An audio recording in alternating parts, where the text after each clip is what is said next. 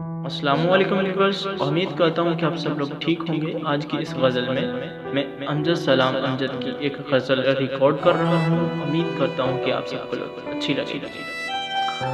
आंखों का रंग बात का लहजा बदल गया, आंखों का रंग बात का लहजा बदल गया, वो शख्स एक शाम में कितना बदल गया।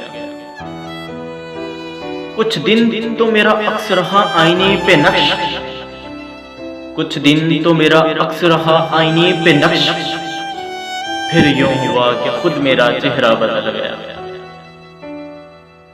कदमों तले जो रेत बिछी थी वो चल पड़ी, कदमों तले जो रेत बिछी थी वो चल पड़ी, उसने छुड़ाया हाथ तो सेहरा बदल गया।